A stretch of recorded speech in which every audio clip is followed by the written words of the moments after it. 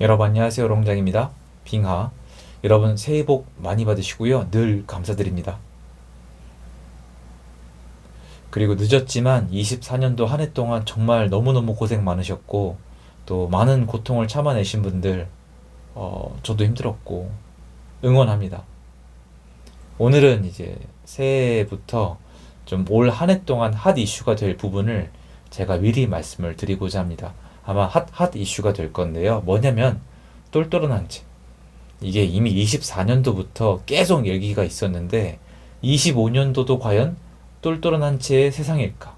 왜냐면 원리 원칙을 따지면 현재 부동산, 경제 시스템상 똘똘한 한채가 계속 갈 수밖에 없거든요. 왜냐면 여러 채 사면 안 되고 또 부자들이 거래하는 아파트, 주요 입지, 내 집에 내가 산다. 여러 가지 요소들이 똘똘한 한 채로 계속 간다는 방향으로 얘기가 나올 수밖에 없는 환경을 만들고 있거든요. 제가 굳이 영상까지 만드는 이유는 뭐냐면 저는 똘똘한 한 채가 계속 갈 거라고 생각하지 않기 때문에요. 근데 저도 바보가 아니잖아요. 지금 주변을 살펴보면 똘똘한 한 채로 계속 가는 게 정상이 맞아요. 제가 봐도 정상이 맞아요. 근데 저는 어떤 사고관을 가지고 있냐면 예를 들어 볼게요. 영어 사전이 있어요. 이 영어 사전은요, 제가 태어나서 제일 처음 샀던 영어 사전이에요. 엄청 오래됐겠죠. 이게 보시면은 책 색깔이 바뀌었어요. 막 이게 엄청 막 다 이게 지금 보시면은 제가 이거 하나 가지고 이 영어 사전 하나 믿고 영어 공부를 하기 시작했었는데 제가 영어 실력이 확 는 적이 있어요. 재미없으실 수도 있는데 제가 게임을 좋아했는데 폴아웃이란 게임이 있어요. 폴아웃 이상한 거 폴아웃 1이요. 그 게임이 옛날에는 인터넷도 안 됐었고 한글화가 안 돼 있었어요. 그러니까 CD로 할 때요. CD로. 옛날 사람이잖아요. 그때는 롤플레잉이니까 해석을 못하면 미션을 못 깨요. 근데 단어를 알면은 유추할 수가 있으니까 거기 나오는 단어를 다 찾았어요, 저는. 이 사전으로. 그래서 그걸 이제 다 클리어 했어요. 그때부터 롤플레잉을 좋아했거든요. 제가 이 얘기를 왜 하냐면은 저는 그때 영어를 공부하는 즐거움을 깨우치면서 이 영어 사전 있죠. 이게 앞으로도 영어 공부를 이끌어갈 수단일 거라고 생각을 했어요. 근데 웬걸 몇 년 지나니까 전자 영어 사전 있죠, 여러분. 그거 엄청 인기 있었어요. 막 선물할 때 몇십만 원 했어요. 엄청 비쌌는데 이게 아니라 그게 있으면 더 빨리 찾을 수가 있는 거예요. 막 메모도 가능하고 단어장도 가능하고 시험도 볼 수 있고 전 그 당시 그거 하나 갖는 게 소원이었는데 정말 그거 하나 가지려고 되게 오랜 기간 애를 써서 샀던 기억이 있어요. 산 것도 막 이벤트 할인 기간 해가지고 막 용산인가 강변 테크노마트인가 나가서 샀던 기억이 있어요. 근데 지금은 그거 만들던 회사들이 망하고 그걸 안 써요. 지금은 인터넷이나 핸드폰으로 다 됩니다.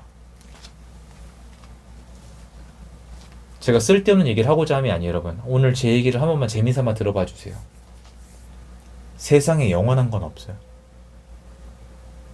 수요에 한계가 있거든요. 수요자들은 더 좋거나 더 유리한 선택이 가능하면은 옮겨가 버려요. 그리고 공급을 하게 되어 있습니다. 똘똘한 한 채는요, 이론으로 따지면 계속 갈 수밖에 없어요. 저도 인정해요.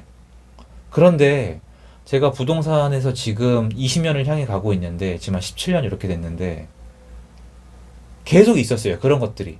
옛날에 막 버블 세븐도 있었고, 대형 평수도 있었고, 서울도 있었고, 세종시도 있었고, 부산도 있었고, 절대 변할 수 없는 트렌드, 정비사업, 이런 거.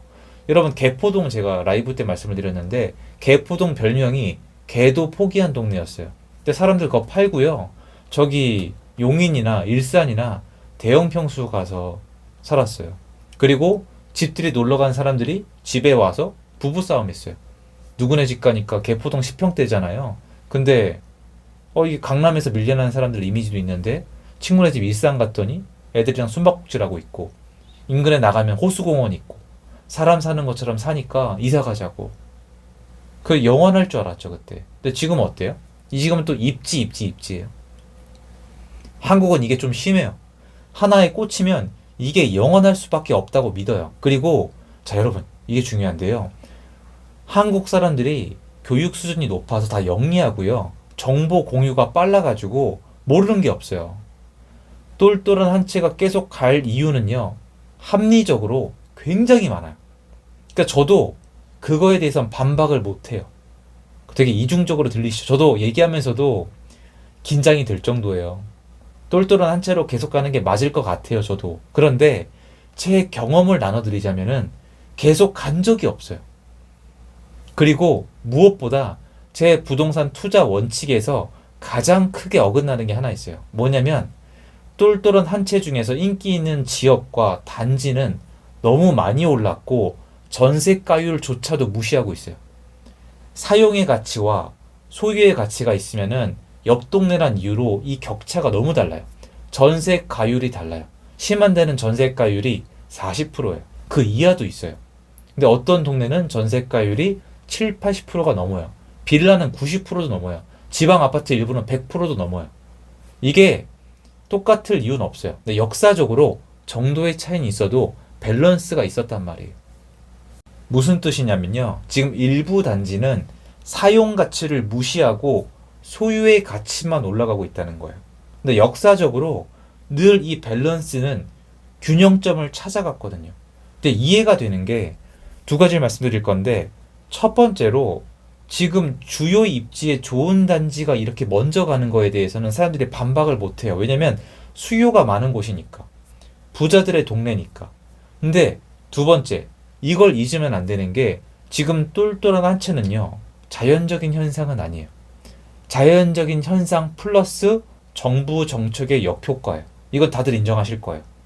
다주택자가 집을 팔고 똘똘한 한 채를 사고 있고 지방에 있는 부자가 집을 팔고 서울에 집을 사고 있고 모든 사람들이 서울에 있는 집을 원하게 된 이 상황은 정부 정책이 만들어낸 역효과가 맞습니다.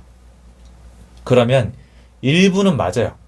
부동산이 회복하거나 상승할 때 근데 여러분 지금 부동산이 뭐 회복한다 상승한다 딱 말하기도 애매하잖아요. 전국을 보면은 이 와중에 주요 입지 수요가 많은 곳이 먼저 가는 건 늘 맞는데 지금은 정도가 지나친 이유가 우리가 지금 혼동되는 건데 나눠서 보자면 일부는 자연스러운 게 맞지만 일부는 정부의 정책 효과가 있다는 거죠. 정부의 정책 효과가 없어지게 되거나 또는 우리 다 알고 있는 거잖아요. 정부의 정책에 풍선 효과가 나타난다면 어떻게 될까요? 얘네가 예전처럼 혼자 쭉 가는 게 아니라 밑에 애들이 올라오거나 얘네가 좀 내려갈 수가 있는 겁니다. 왜? 얘네가 좀 내려갈 수 있다는 얘기를 되게 조심스럽게 할 수밖에 없는데요. 뭐든지 수요에는 한계가 있거든요. 혼자 비싸진 단지를 계속 살 수 있는 부자들의 숫자에도 한계가 있거든요. 제 생각보다 길게 갈 수 있을지언정 조정을 받는 시기가 좀 올 거라고 봅니다. 물론 조정을 거치고 또 갈 길을 가겠죠. 또는 조정을 받더라도 되게 튼튼한 모습을 보이면서 일부 금매만 소화가 되겠죠. 근데 저는 이게 계속되면요. 아까 말씀드렸죠. 소유의 가치가 있고 사용의 가치가 있는데 사용의 가치를 봤을 때 이게 서로 격차가 벌어지는데 한계가 있어요. 얘네가 계속 가면은 얘네 아래 B급 단지는요. 너무 저렴한 상품이 돼버려요. 여러분 부동산 가격을 어떻게 정하죠? 제가 아무리 많이 공부를 해봐도 부동산 가격은 역사적으로 소비자가 비교를 통해서 만들어 온 거예요. 강북 아파트가 강남 아파트보다 비쌀 수가 없는 이유는 소비자가 그렇게 받아들이지 않기 때문이에요. 집은 비싼 집이 좋을 확률이 높은 건 역사적으로 우리 조상들이 그런 선택을 해왔기 때문이에요. 근데 이제 와서 그런 걸 전부 다 무시한 상태에서 일부 지역, 일부 단지만 무조건 계속 비싸진다? 영원한 똘똘한 한 채? 조정 없이 간다? B급지는 계속 B급지고 A급지는 A풀로 간다? 이건 저는 말이 안 된다고 생각을 합니다. 누군가 얘기할 때가 됐다고 생각을 하거든요. 저는 그래서 강의에서도 지금 홀로 간 단지나 지역은 추천을 안 하고 있습니다. 예를 들어서 제가 투자자라면 저는 여러분 여태까지 잠실 좋은 얘기 정말 많이 했거든요. 저는 잠실헬스 안 사요. 잠실헬스가 26억, 27억이죠. 여기 30억 넘어가요. 전 넘어간다고 확신합니다. 시간까진 모르겠지만 그래도 안 사요. 왜? 투자는 가성비고 내 시간과 내 인생의 이 라이프 타임은 한정되어 있기 때문에 그 안에 최대한 좋은 성과를 만들고 싶기 때문이에요. 이 생각만 가지고 있어도 다른 곳들이 보이는데 사람들이 언제까지 지금 모두가 받아들이고 있는 뭐 서울의 똘똘한 한 채 이것만 계속 볼까요? 한계가 올 거예요. 약간 다르게 들리시겠지만 그렇게 다르지도 않아요. 종이 사전에서 전자사전에서 전자사전에서 또 스마트폰에서 또 계속 이렇게 뭐에서 넘어가는 것처럼 영원한 건 없단 말이에요. 근데 우리는 모두가 지금 어떤 한 가지 현상을 보고 영원할 거라고 보고 있어요. 뭐 또 한 번 시간을 잡고 말씀드리겠지만 지금 두 가지가 영원하다고 믿어요. 첫 번째는 똘똘한 한 채, 오늘의 주제였죠. 두 번째는 정부가 규제하면 시장은 못 간다. 정부가 대출 막으면 시장은 못 간다. 정부가 마음 먹으면 시장을 완전히 가라앉힐 수 있다. 이거 절대 그렇지 않거든요. 이건 역사적으로 아예 그런 적이 없어요. 근데 우리는 지금 너무나 새해를 출발하는 이 시점에 작년에 있었던 일이 올해에도 무조건 유지될 거라고 믿는 것 같은데 부동산을 나름 열심히 경험해 본 제 입장에서는 그렇지 않다라고 올 한 해 동안 말씀드릴 예정입니다. 그거 좀 전달해 드리고 싶었고요. 도움됐으면 좋겠습니다. 다시 한번 새해 복 많이 받으시고요.